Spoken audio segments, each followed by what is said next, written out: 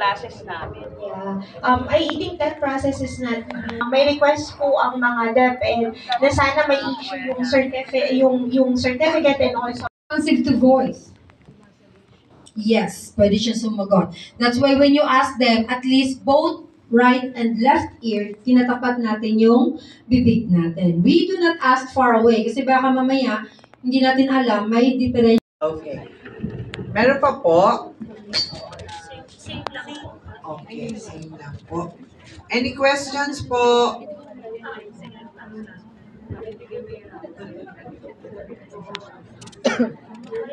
Sa mga nanay, after this po, ang ibibigay naman nating programa ay care for the carers. No? Tututukan natin sila para mabawasan po yung kanilang stress at yung kanilang bigat. Meron po mga nanay kami na interview na kung pwede lang ay kasama na nilang mawala yung bata, yung fear nila na mauna pa ako, paano yung anak ko. No? Meron po umiiyak na, ma'am, kailangan kong umaga hanggang hapon, magbabantay ako sa school. Pero kung mapapag-aralan natin kung paano i-handle at aralin o kilalanin yung mga batang may developmental delays, meron po tayong kapartner dito na magtuturo paano siya alagaan, paano siya i-handle, saan ba siyang fitted, sa school ba siya o sa SPED siya. So maraming pong salamat yung mga nandito, salamat sa inyo. Also, Miss Marcela de la Cruz.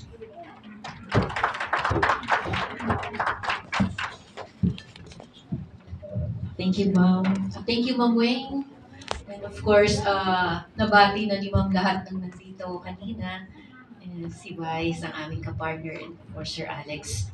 Sa mga kasama ko sa DepEd, nandiyan ang SNED people. Kami ang SEED, Special Education Advocates, Special Needs and Education Advocates sa DepEd. Andyan din ang Loop Teachers, yun yung sinasabi ni Ma'am Weng na isang programa ng DepEd na medyo bago, yung Loop. So kami po sa DepEd, ang tawag ko sa akin, Ma'am, focal person, SNED focal person, no, sa DepEd. So, yung simula namin ni Sir Alex, parang kwento, no, kung bakit nag-click kami when it comes to children with special needs and people with disability, kasi hindi naman sila halos nagkakalayo ng kailangang kalinga at pagmamahal, pag-unawa, respeto, no? Equal na pagtingin. So in DepEd, ang pinapromote namin is inclusive education. We try to minimize or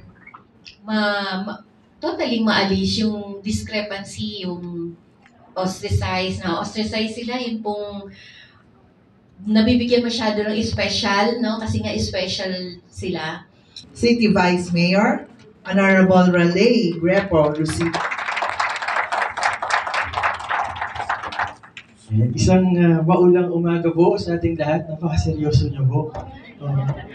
Gusto ko lang pong sabihin po na nag-announce na po si Mayor na wala pong pasok as of 10 a.m. Sa mga estudyante po, all levels at all labels.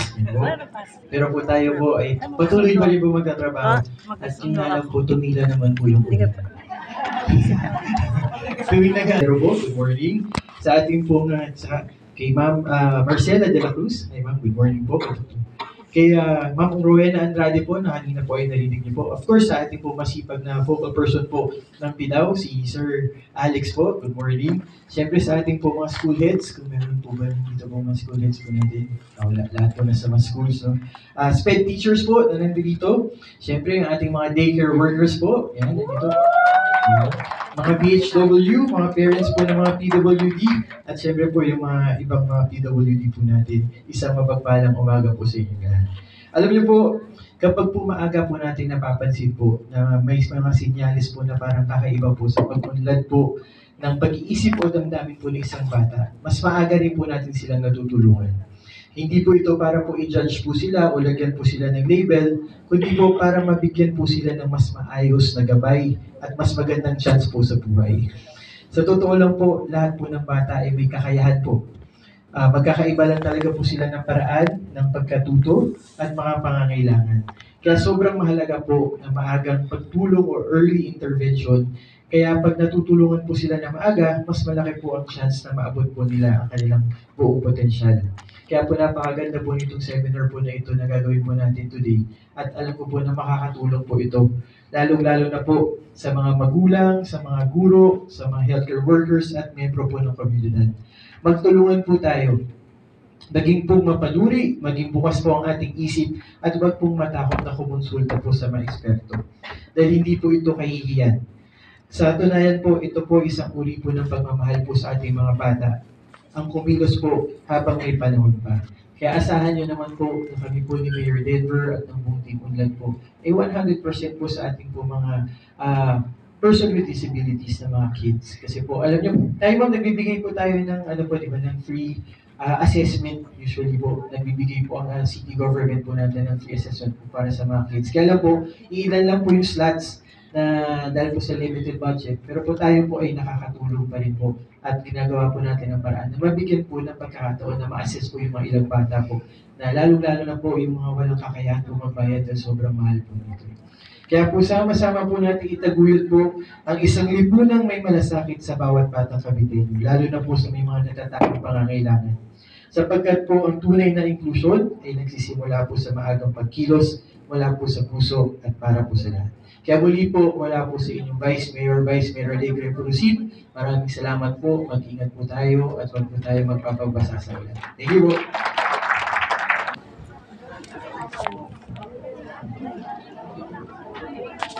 Psychometrician under laws of the Philippine Regulation Commission, Psychology Board Certified Developmental Psychologist, and Certified Assessment Psychologist of Psychological Association of the Philippines. She is a practicing clinical psychologist and behavior therapist.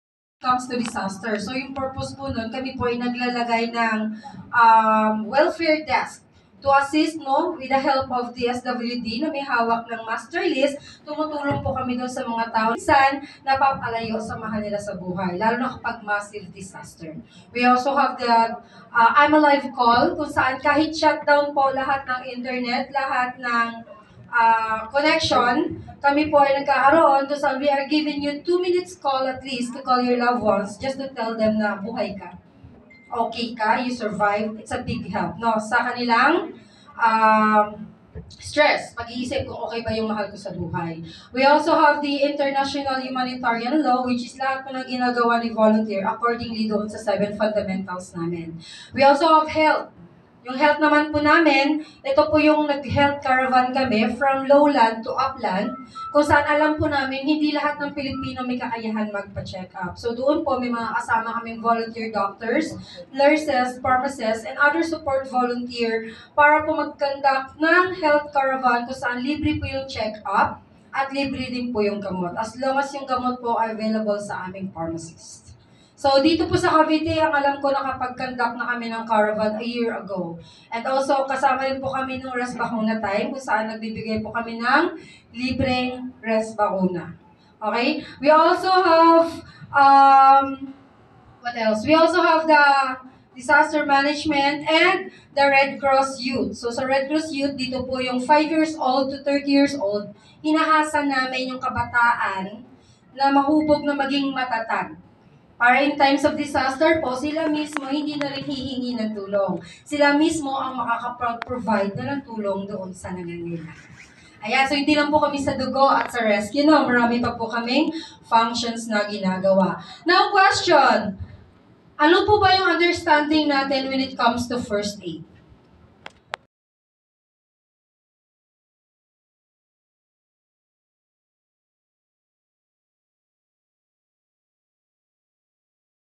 And then, balikan niyo po ako. We always say, balikan niyo ako dahil baka mamaya bumili lang si ma'am ng tuyo. Tapos umuwi, nakalimutan na. So, after a minute, na wala pa rin at hindi bumalik, pwede tayo mag-ask ng another call. Okay? Then, pag-check natin, so sa pagko-call po, may dalawang klase yan. When to call first and when to care first. Hindi po sa lahat ng oras, tatawag lang tayo ng tatawag. Bakit? Halimbawa, eto si Sir, choking. Foreign body airway obstruction, may bara. Pag tumawag ako, eto si Seth, nangingi pa ng tulong. Help, help, help. Teka lang sir, natawag ako 911. Si 911 po, from Cebu. Tapos ifo-forward pa yan through local. Cubao, Batangas, dito. Eh pag hindi ka pa familiar, na-try ko yan ikawit. Tinanong pa ako saan po kayong barangay, hindi ako taga roon. So ang haba ng process. Pag sinagot na ng 911, makita mo itim na. Pag tinanong ka, ma'am, ano po ba yung ano niya? Ay, wala na po, maitim na po siya. So sa tingin nyo, call first muna yon. Care first. So at least give 2 minutes care and then tsaka tayo mag-call. Always remember lang naman, dalawa lang yan. When to care and when to call. Pag ang problema ay cardiac emergencies, call first. Pero kapag respiratory emergencies, yung may kinalaman na paghinga, daluyan ng hininga, that's what? Care first before you call first. Okay? Kukol pa rin naman tayo, but we need to give care muna. Okay? So, natap ko na. Unresponsive, nagpatawag na ako. Next, we need to check the airway. So, when we check the airway, we do the head tilt, chin lift into maximum pag adult. Pag infant po, neutral. Check lang natin ang neutral. Tayo yung mag-a-adjust. But when it is adult, head tilt, chin lift to the maximum, then we check for the mouth and nose kung clear. Baka kasi maya, mag-CPR ka na, may obstruction pala sa nose, magiging useless yung ibibigay nyong hangin or magiging useless yung compression nyo. Okay? So, check natin. Let's say naman, okay yung airway niya, walang obstruction. Next, when we check also the breathing. So, sa breathing, when we check, dito tayo nag-check sa carotid natin. Okay? Kapag adult. Kapag infant, dito naman sa brachial natin. Now, pakicheck na yung carotid ng mga kasama nyo kung na-check nyo pa. Meron ba? O, carotid nyo na lang. Na-check nyo ba? Meron? Na-check agad? Di nahirapan? Always remember, when the person is unresponsive, nagdadilute yan, mahirap kapain. Now, may easiest way actually dyan. So, on the center of your eye, check the airway. Walang nakabara, carotid. Then do the LLF technique, count for 10 seconds. 1, 1,002, 1,003, 1,004, 1,005, 1,006, 1,007, 1,008, 1,009, 1,010. Pag walang pulso, hindi humihinga, that's the time we provide CPR. Okay, so CPR, didiscuss muna natin bago natin isi-show. Ayan, kung nakikita niyo naman sa infant, neutral lang from us. Kasi pag away from us, pag ako binidyohan dito, ano sa tingin niyo nakikita niya? Yes, sinasakal ko. Social media nowadays, they don't care what you are doing, they care about their video para maging trending. So sometimes, nami-misunderstood. Nakapanood kami, nagsi-CPR, dami kagad reklamo. Bakit hindi binigyan ng airway? Ay, dapat may airway yan. Not knowing the understanding na mayroong ibang ways how to give CPR. Diba? We cannot provide air to the person na bloated yung tiyan or nalunod. We just provide the compression. We do not give, ventilation kapag nakita natin na may blockage. So, if you don't know or wala kang idea with the first aid, iba kagad yung nakikita mo. So, para safe tayo, malapit sa atin. And then, we check also for the circulation. So, sa breathing natin, we tilt and do the LLF technique. So, sa LLF, L stands for look. Look for the rise and fall of the chest. Listen. So, yung tenga natin, nakadikit dito saan? Sa bibig, para malaman natin kung may lumalabas na boses. And feel yung pisngi natin, nakadikit naman sa ilong, para maramdaman natin kung mayroon bang hangin na lumalabas. So, kapag po tayo may biktima na nakita, before we approach, of course, we need to use a barrier between our hands and the victim. So, si gloves po ay importante to protect ourselves from transmittable diseases. So, sa diseases kasi meron tayong direct contact, skin to skin. We have indirect contact. Any object na nahawakan ng isang taong may sakit, pwede tayong mahawa. Mga shot puno dyan, no? Isang baso. Usually, pag nagpa-test, clear naman ako, uminom lang ako last week, may sakit na ako. True that, yung baso. Or we have this also airborne or droplet. Pwedeng sa hangin, pwedeng sa laway. So, kailangan natin ng gloves to protect ourselves. Then we have the circulations. So, ngayon, check natin sa carotid. For 10 seconds. Paano yung counting natin? 1, 1,000, 2, 1,003, 1,004, 1,005, 1,006, 1,007, 1,008, 1,009, 1,010. Okay? Diyan, and then yung isa naman, kailangan lagpas sa balikan. Para pa nag-compression tayo, at kapag may air, hindi ka nagagalaw. Or when you do that, checking again of ABC. Kasi kapag nakaposisyon ka dito, anong mangyayari niya? Pag magbibigay ka ulit ng hangin, gagalaw ka na naman. So, lessen the movement dapat. And then, when we compression, saan dapat nakalagay yung heel of the palm natin? Sa middle of the chest. Some say na kailangan in between the nipple line. Pwede siya sa lalaki. Okay? Kasi pag yung lalaki, wala naman silang breast. Pag sa babae po kasi, mag-iiba na. Why? Mayroong mga pinagpala, no? So, pag hinika mo yon, ang nangyayari sa suso, saan na pupunta? Sa ilalim, dito ka na magka-compression. Proper ba yon? No. Let's say naman, mga malasuset, yung suso na sa maliit. So, dito na punta. So, dito ka na magka-compression. No. No. May iba-iba yan. May iba-ibang sizes. So, yung pinaka standard natin na hindi na tayo mag-nipple line, na mahirap niya, paano pag lalaki yung responder? Nipple line daw eh. Kinapa mo pa yung nipple muna. Dito. Dito pala. Pwede ba yan? O di kaya, nipple line sa ilalim, na mo, tapos gaganyanin mo. No. So, syempre, ang pangit naman tingnan. Unprofessional. So, what we call here the sternum. So, sa gitna mismo, nakita nyo parang may loob sa gitna ng dibdib nyo. Yan. So, dyan tayo magko-compression. Okay? So, heel of the palm. Kaya kung napapansin nyo minsan, pag naglagay kami, kung titingnan nyo, more on nasaan? Nasa left niya. Kasi nga, kasama to. Pero kung titingnan mo, heel of the palm. So, ito lang yung tatama doon sa sternum niya. Okay, so ito yon. Now, we're doing this position, hindi pwedeng both fist. So, some of it, makikita nyo, naka-both close. Pero kapag kasi naka-both close siya, ang mangyayari niyan, tatama itong dulo ng daliri mo. Aside from pain niya, pain mo rin. Pwede kayo magka-fracture. Kasi ito, dugtungan to. Okay, so the heel of the palm only. So, sa iba, ang sabi, kailangan yung malakas mo sa ilalim. Pero ako, as a responder na na-tried na many times, kung saan ka komportable, yun yung gawin mo. So ako, komportable ako na yung dominant ko, yung malakas ko, yung nasa ibabaw. Okay? So nasa inyo yun. Kasi sabi nga natin laga sa first aider, kung saan kayo komportable, basta ma-provide nyo ng maayos, pwede yun. Now, gaano pa kalalim yung i-hit natin? 2 to 2.4 depth or inches. 4 to 5.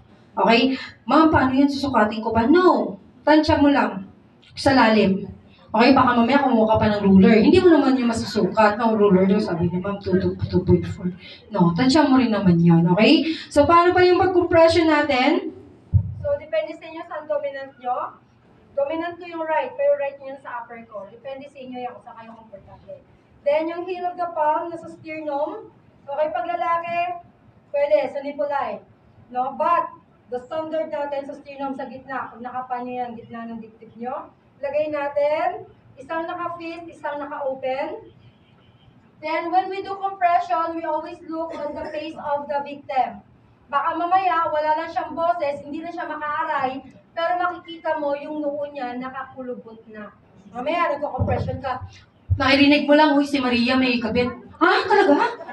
Nakalimutan mo na yung compression mo.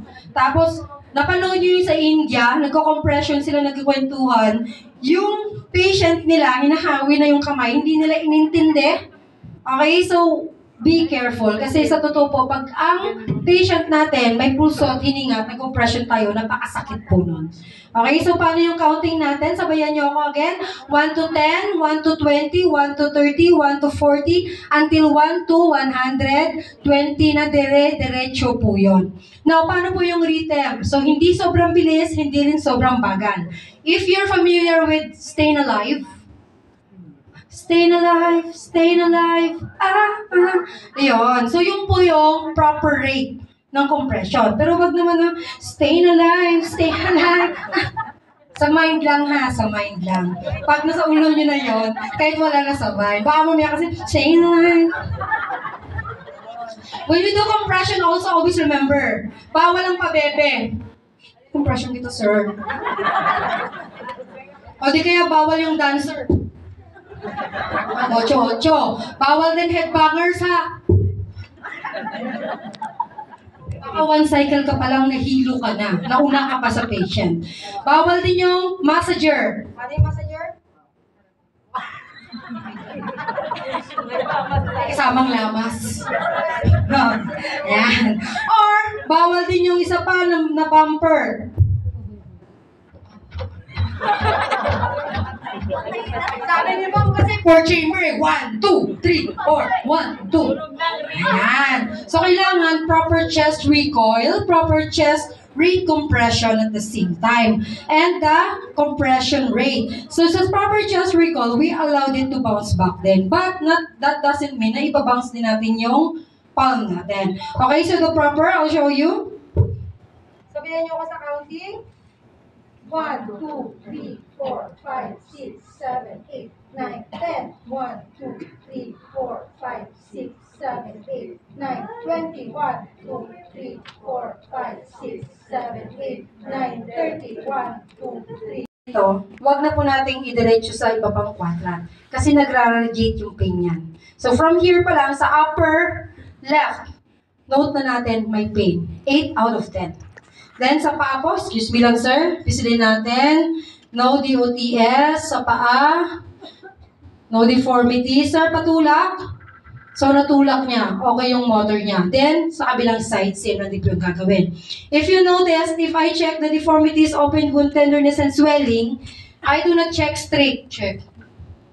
Kasi pag may blood yan, paano mo nalaman kung saan ang galing? So kailangan part by part. Okay po? Malinaw? Naintindihan? Thank you so much, sir. Dandahan mo na, baka bigla mahilo. Ayan. Nahihila daw siya. Ayan. So, that's how we check for the deformities, open wound, tenderness, and swelling. So, may natutunan ba sa CPR? Yes.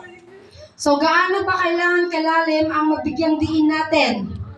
2 to 2.4 depth. Actually, pag sa infant, 1 to 1.5. Ang ano lang kasi namin lagi, pagka ganitong 4 hours lang, hindi talaga kasama si infant. Not unless it is a training talaga na may exam. Kasi sa training namin, pag may exam, syempre di namin pwede kasi ipasa lahat. May basis din yan. Kasi we will, nagbibigay po kami ng certificate of completion kung saan nakalagay doon, you are a certified first aider approved by instructor, us. So our license also, kailangan i-protect din namin. Hindi naman pwede na nag-CPR siya, nakita ko wala talaga, hindi niya talaga kaya. With the other exams, hindi niya kaya. Ang hirap naman ipasa. Tapos pag may biglang nawala ng puso't hininga, nag-provide si ma'am, mali-mali na, nag-compression siya sa tiyan. Tatanungin kagad sino ang nag-train sa'yo. Si Red Cross po. Alamin kagad yan. Kailan ka nag-training. Nakita yung pangalan ko doon. Maria Cristina Agaw po, instructor, pinasa. Sino yung mababalikan? Ako po. Pwede mo rin.